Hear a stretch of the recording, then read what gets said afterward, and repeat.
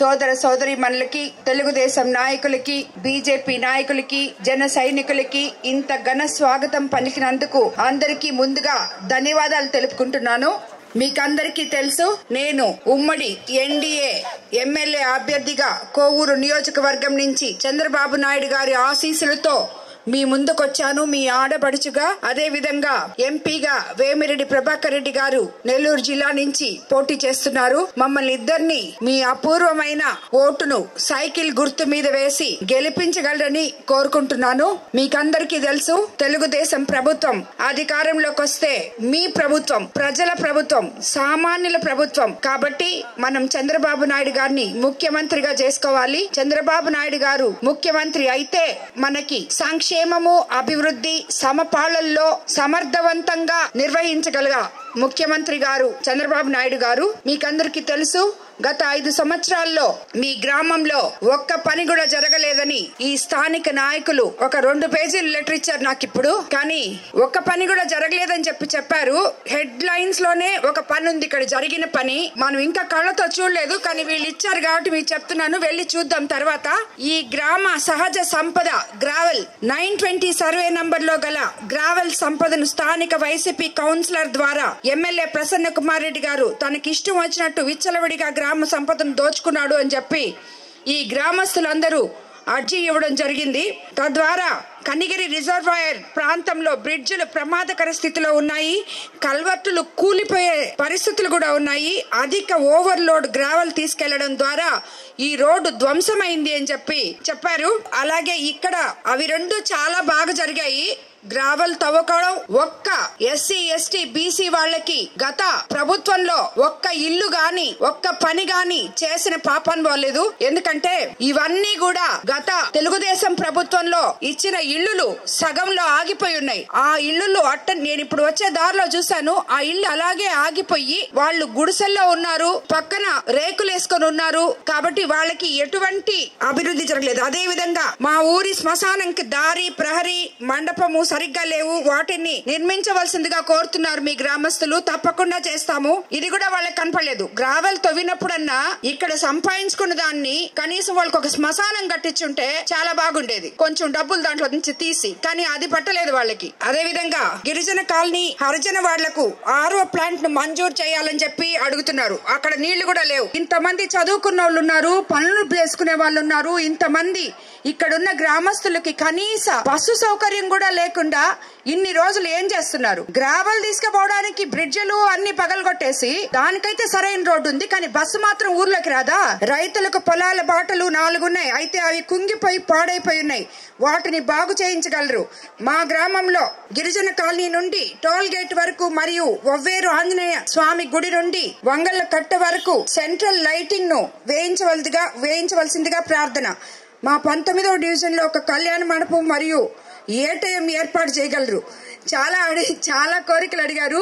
ఇక్కడ నార్మల్ ఇదైతే అసలుకి ఇక్కడ ఏ ఒక్కరు ఈ గ్రామంలో అర్హులైన ఏ ఒక్క నిరుపేద కూడా ఇళ్ల స్థలాలు కేటాయించిన దాఖలు లేవు. మనము అధికారంలోకి వచ్చిన వెంటనే అర్హులైన అందరికీ ఇళ్ల స్థలాలు కేటాయిస్తామని నేను మీకందరికీ మాట ఇస్తున్నాను. అదే విధంగా పోలంరెడ్డి సీనన్న గారు అధికారంలో ఉన్నప్పుడు ఇచ్చిన ఇళ్లను వైసీపీ ప్రభుత్వం సగంలో ఆపేసిందని కూడా చెప్పారు. తిరిగి వాటిని మనం కట్టించుకుంటామని చెప్పి తెలుగుదేశం ప్రభుత్వం అధికారంలోకి రాగానే తప్పకుండా పనులు చేస్తామని చెప్పి చెప్తున్నాను.